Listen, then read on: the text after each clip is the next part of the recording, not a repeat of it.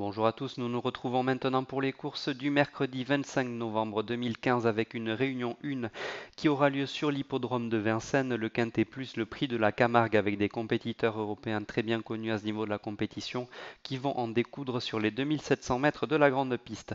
Dans cette course, je vous conseille de suivre en priorité le 5 Vasco de Viette qui sera déféré des 4 pieds associé à Eric Raffin.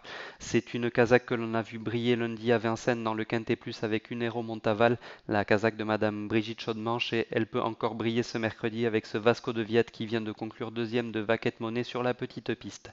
Le 3 Mafioso Face, troisième du Quintet Plus de référence avec le 18 derrière la voiture. S'il s'adapte à l'allongement de la distance, il peut une nouvelle fois très bien faire. Le 8, Monas Invercote, c'est l'une des nombreuses compétitrices étrangères dans ce rendez-vous déféré des 4 pieds associé à Gabriele Gelormini que l'on a vu se mettre en évidence lundi avec Urus. Eh bien, Monas Invercote peut se mettre en évidence. Et puis un gros outsider, le 14 Va-et-Vient, un cheval qui vraiment est très expérimenté, mais plutôt dans la catégorie des réclamés. Il n'a pas démérité la dernière fois à un niveau supérieur. Vendredi dernier, on a vu un cheval de réclamé gagner un quintet plus sur la petite piste à 70 contre 1, c'était Vmax. Eh bien, pourquoi pas ce va-et-vient avec David Thomain, le 14.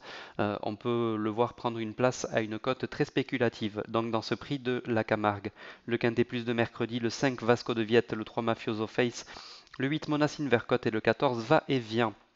Ensuite, nous assisterons également à un pic 5, le prix de Bouville, avec le 14 Avalo Montaval. Là encore une fois, ce sont les mêmes couleurs que Vasco de Viette, les mêmes couleurs qu'Uneron Montaval. Avalo Montaval, le 14, il reste sur une belle deuxième place, acquise en dernier lieu derrière Aubryon du Gers, un Basir redoutable. Et cette fois, il sera ferré des 4 pieds, mais il peut de nouveau bien faire. Le 13 Azur Somoli sera quant à lui présenté pieds nus, c'est la course visée. Le 9 Arpège de Camaran qui s'est baladé en dernier lieu sur l'hippodrome de Nantes et puis qui peut confirmer avec Jean-Michel Bazir avec son sulky à son sulky, pardon. Et le 7, Apollon de Cassis, un cheval qui sera présenté par Jorgen Wellstom, qui sera confié à Franck Nivard et qui apprécie particulièrement les parcours de vitesse quatrième de la course de référence. Donc à ce niveau, il me semble capable de bien faire. Le 14, Avalo Montaval, le 13, Azur Somoli, le 9, Arpège de Camaran et le 7, Apollon de Cassis dans ce prix de Bouville. Enfin, nous irons sur l'hippodrome d'Auteuil pour les amateurs d'obstacles avec le prix d'Andolo, l'As As d'Estruval, qui est le cheval qui est le plus confirmé du lot, qui possède la meilleure valeur théorique en 65, et il reste sur 2 succès sur le steeple, à lui de confirmer sur les balais.